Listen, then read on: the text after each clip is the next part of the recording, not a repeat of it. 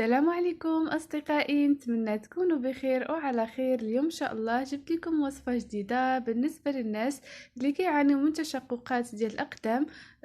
فجبت لكم واحد الوصفة جد رائعة، هي كتعالج المشكل ديال التشققات، وكذلك كتعطي تبييض اللون ديال اليدين والرجلين. فهاد الوصفه هذه جد رائعه وان شاء الله تنال الاعجاب ديالكم. بالنسبه للناس اللي كيبغيو يعني رجليهم يبقاو يبانوا نقيين وبيضين وما فيهم دوك تشققات في الاقدام، فجبت لكم واحد الوصفه اللي جد رائعه ومجربه 100%. دائما الحمد لله كنشارك معكم الوصفات اللي كنكون مجرباهم. هذا علاش انا كنشاركها معكم وكنكون متاكده منهم، ودائما وصفاتي تكونوا طبيعيه 100% باش تعمل فائده على الجميع. فغادي نشارك معكم هاد الوصفه كما قلت لكم. قبل ما نبدا الوصفه كنقول لكم ما تنساوش الاشتراك في القناه بالضغط على المربع الاحمر تحت الفيديو، وكذلك بالضغط على الجرس باش يوصلكم كل جديد ديالي. اليوم ان شاء الله جبت لكم هاد الوصفه كما قلت لكم. غادي نبداوها على بركه الله باش ما نطولش عليكم الفيديو. كيف ما كتشوفوا عندي الوصفه فيها جوج ديال المكونات. هاد جوج ديال المكونات اللي قدامكم، ولكن الطريقه كتختلف. يعني خصكم تتبعوا ضروري الطريقه اللي غادي نقول لكم كيفاش تقدروا تستعملوا هاد المواد باش يعطيوكم بياض وكذلك ترطيب للاقدام وازاله تشققات للابد ان شاء الله. فهاد الوصفه هذه جد سهله وبسيطه، ولكن مفعولها رائع جدا، مفعولها جميل جميل جدا. بزاف ديال الناس الا استعملوها غادي يجيو باش غادي يشكروني عليها.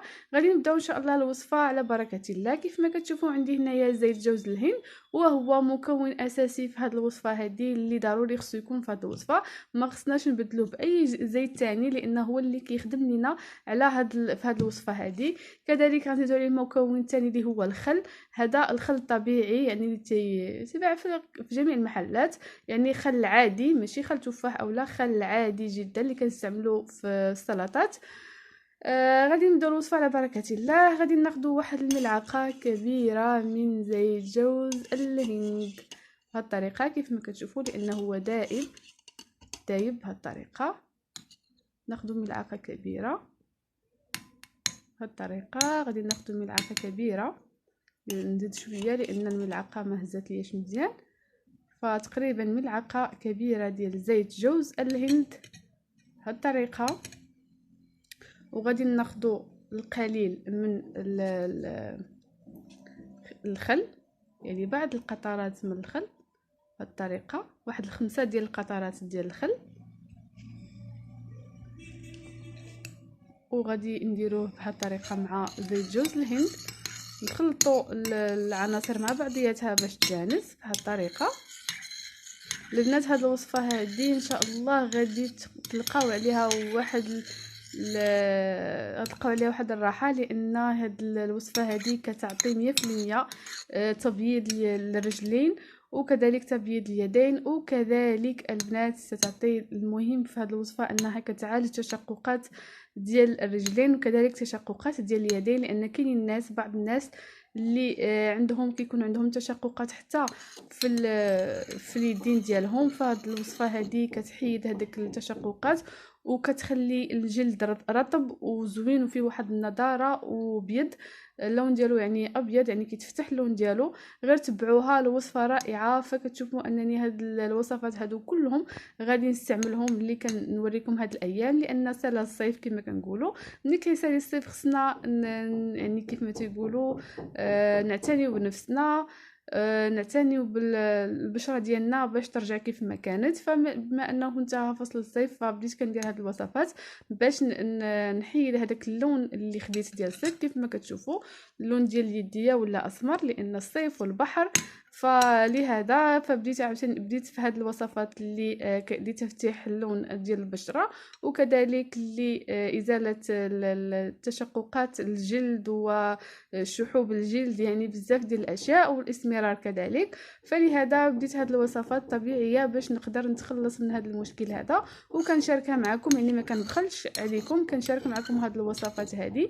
بالنسبه كاينين الناس كيكون عندهم واحد المشكل ديال الجلد، يعني كيتشقق ليهم اولا كيدير واحد الخطوط يعني وكيدير واحد الشحوب كينشف ليهم. فهاد الوصفه كذلك صالحه ليهم بالنسبه للناس اللي كيوقع لهم هذا المشكل.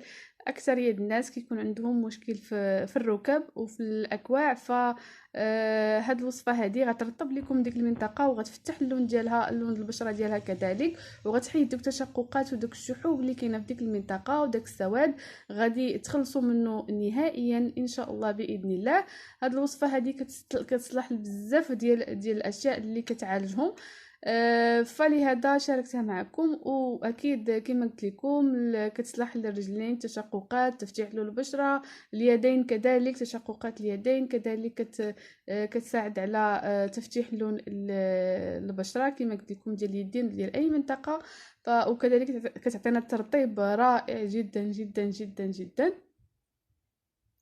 فبزاف ديال الناس كيعانيو من هذا المشكل ديال الجفاف عند الركب والاكواع وعند بعض المناطق. فكيوقع واحد التشققات في الجلد وواحد الشحوب. فلهذا كنصحكم بهذه الوصفه هذه جد رائعه 100% انكم تستعملوها.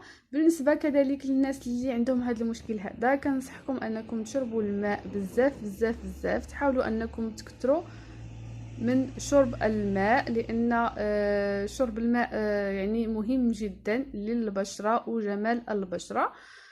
فكنشكركم دائما على التشجيعات ديالكم. ان شاء الله كما قلت لكم هذه الوصفه هذه تنال الاعجاب ديالكم. ما قلت لكم شحال خصكم تخليوها، وانما هي هذه الوصفه هذه خصها تبقى نستعملوها على الاقل ساعه في الرجلين اولا وفي اليد اولا في اليدين اولا في اي منطقه استعملتيها. خلي هذه الوصفه لمده ديال ساعه باش تاخد وقتها باش تعطي نتيجه مزيانه، وتاخد وقتها في الترطيب وفي تفتيح لون البشره وفي يعني في علاج ديال تشققات الاقدام ولا اي منطقه استعملتيها. خليها لمده ديال ساعه تقريبا باش تاخد الوقت ديالها باش تستعمل باش تعطينا نتيجه مزيانه ونتيجه اللي غادي ترضينا. كنتمنى هذا الفيديو ينال الاعجاب ديالكم وهاد الوصفه تنال الاعجاب ديالكم.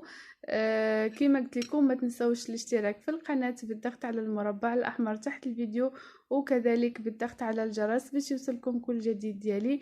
كنقول للناس اللي تحقوا بالقناه الجدد مرحبا بكم. كنتمنى ان الوصفه ديال اليوم تنال الاعجاب ديالكم.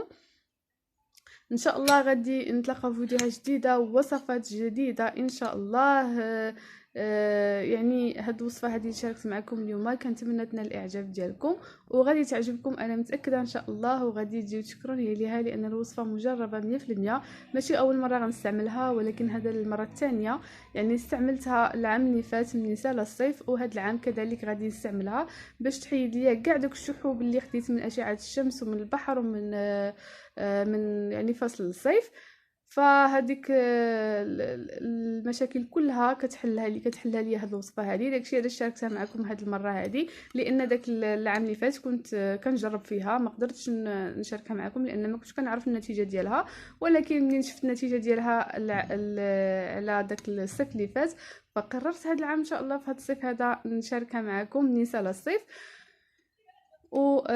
يعني نفيدكم بهذه الوصفه هذه. كنتمنى الوصفه ديال اليوم تنال الاعجاب ديالكم، وما تنساوش يعني تشجعوني مره اخرى، وما تنساوش الاشتراك الا كنتوا اول مره غتشوفوا القناه. تشاركوا في القناه وشجعوني اكثر، واكيد غنجيب وصفات كثيره مازال في قريبا ان شاء الله باذن الله. كذلك نصيحه اللي غادي ننصح بالنسبه للناس اللي عندهم تشققات في الاقدام، يعني كتجيني بزاف ديال الاسئله على هذا المشكل هذا. فكنقول لكم شربوا الماء، وكنقول لكم ان هذيك المنطقه بعدوا عليها الحجره ديال الحكان اولا هذيك اي حاجه كتصلح للحكان ديال الاقدام بعدوها عليها.